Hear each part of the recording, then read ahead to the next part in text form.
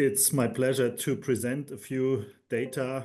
So it's a kind of mixed presentation. So about Hamburg stroke logistics, and if we still got some time left, a few thoughts on the latest thrombectomy studies. And I think it fits to the discussion that we just had, that I included a few specifics on the German certification system.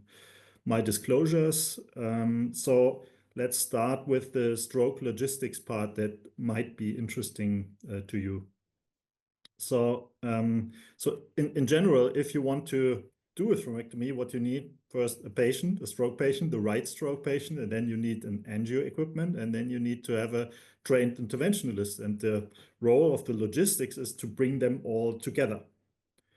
So you can typically the angio equipment is where everybody is meeting up. So the patient is coming to the angio, the interventionalist is coming to the angio, and this is the goal of the logistics. So there are different ways to manage this, and I will go a little bit into detail. And the very goal of this whole process is to bring them together as quickly as possible in the highest possible quality. So the typical approach is you have the patient, the blue dot, and you bring the patient to the angiography where the trained interventionalist kind of lives. Or drip and ship, you bring the patient to another hospital first, and then bring then this patient under IV TPA to the hospital with the interventionist, which would be drip and ship.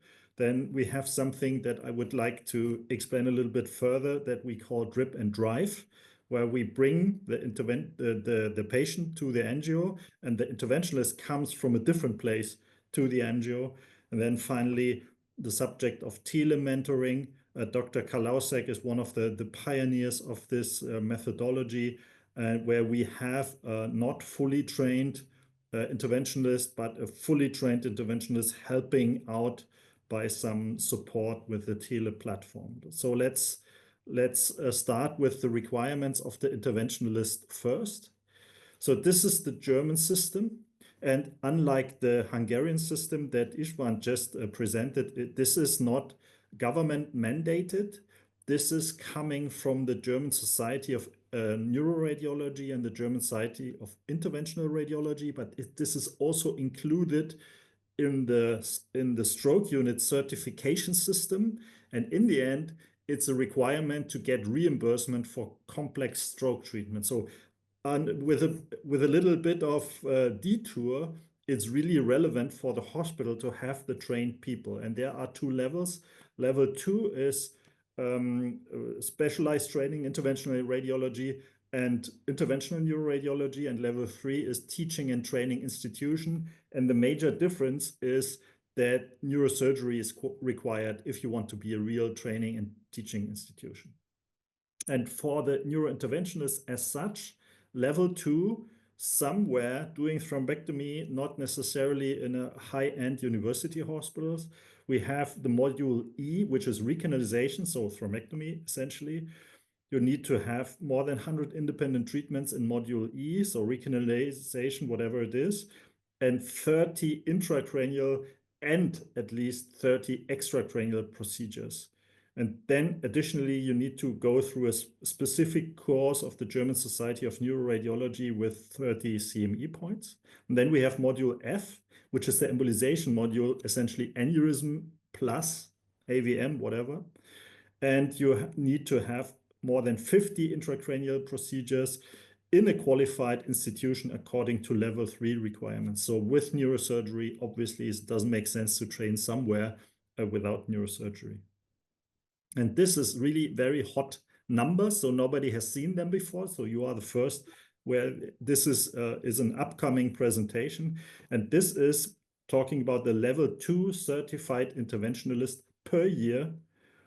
2010, 4 were certified, 2011, 6 were, and then 2013, 44, and then it went up like this, and 2024, another. And if you look at the total number, this is what we got to. So we have in total 615 trained interventionalists for level E. So recanalization, thrombectomy, trained people, and F, so aneurysm trained people, 336. So this doesn't cover everybody in Germany that does those procedures because this is not a legal requirement, but it's quite a success story of the German Society of Neuroradiology, how this really was accepted, and you see a kind of linear growth with a big jump again to 2024. I don't know exactly why there is this jump, so I'm not involved in this process, but I think you might find it interesting. This is the regional distribution of thrombectomy rates in Germany in 2016. You see that the darker it gets, the higher the thrombectomy rate. So the dark blue ones have a thrombectomy rate of 9 to 15% of all ischemic strokes, which is a lot. I think 10-ish is a good benchmark. And then you see within 3 years from 2016 to 2019, this is the latest data that I'm aware of. It has been published in 2021. You see that this is essentially the coverage. It's a bit better in Western Germany, but overall it has improved a lot since 2016. So what are the other things that can be improved from a logistical perspective? So we have a patient goes maybe into an IV only center and then in a thrombectomy center secondarily. Or is it better to go without IV TPA directly to the thrombectomy center? This is a very important question. And it really depends on the target population and a lot of assumptions, and don't want to go too much into detail here because this would be another presentation. But this is just an example of how we do it in Hamburg. So this is the thrombectomy number of the patients that we treat inside the hospital. The highest number was in 2018, and then actually it fell down a little bit to 188 last year. But there is another thing, and this is the recanalizations that we do in other hospitals. So our team goes into another hospital and does thrombectomies there. And last year was the first time where we did more thrombectomies in other hospitals compared to our hospital. So in total, we did approximately 400 thrombectomies last year. And this is, the highest number ever. And this is how it works. So this is Hamburg. You might be aware that Hamburg is the second largest city in Germany. So it's in the very north. Up there is Denmark. And we have a metropolitan region of approximately 4 million in total. But there are many thrombectomy centers in Hamburg. So we have 7 centers in Hamburg that do thrombectomies. And there are more centers where we go and do thrombectomy there. So as far away as Lüneburg and Itzehoe and Stade, and there are some others in Hamburg. So in total, we go to 6 other hospitals. And it's a limited number of partner hospitals. It's not that we just get a call and go to a random hospital. There need to be a very close collaboration with us. It's a fully equipped stroke unit is required, state-of-the-art angio suite. We use the joint processes. We train their technicians and so on. So it's quite a bit of an effort to onboard them into the system, but there is quite a lot of benefit. And the benefit comes from the parallel working. So in the beginning, this is how we started. We get a call, and then the center is preparing the patient. And in the same time, we used a taxi at that time, just a regular taxi, and drove to the intervention. And this is the comparison. So this is if we went there by taxi, or if the patient was transported with a medical emergency support vehicle. And the difference is really impressive. So the time from CT to DSA, so to groin puncture, was 2 hours with this approach and 252 hours with this approach. So we are 2 hours quicker if we go there by taxi compared to the emergency transportation of the patient. And this can make a big difference in the patient outcome. Our challenge is that we have in total, this is, I think, 9 interventionalists here in total. So we have interventionalists who are just doing remote services, and we have some who do both, and then we have some who are in training with thrombectomy only capabilities. So we are allowing people to do thrombectomy if they fulfill these 30 procedures at least, then they can go to the other hospitals under supervision first, and then we move it from there. So this is our total team of interventionists. I'm aware that this is a very big team, but we are a training and teaching hospital, and we are losing. For instance, last year we lost 5 interventionists because they were kind of lured away by big payments from other hospitals. But we have trained the next generation already. They take over, and it's just a fully running process. So the same thing is happening in Heidelberg, Germany, exactly the same. They published their results also 2 hours faster. Same is happening in New York. It was 80 minutes, so 1.5 hours faster. And in Japan, same thing. These are the different, let's say, outreaches of the hub and spoke, and they call it drive and retrieve system in Japan. So everywhere, but it's all in metropolitan region, like Hamburg, Heidelberg is also a metropolitan region, New York, obviously even more, and Japan is as well. It's even happening in India. I found this fine report where they used, you see here, this aspiration system. He's on the back of this scooter here, and he's driving to other hospitals and does the thrombectomy, which is working in India as well. So we had this NeuroSquad study where we also analyzed the time between drip and drive and mothership, and there was no significant difference, also not in recanalization rate.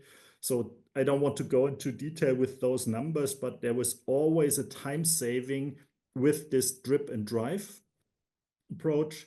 And this is a joint analysis of more than 1,000 patients from Japan, the US, and Germany. And the average time saving image to groin was again 90 minutes, which is really something to think about.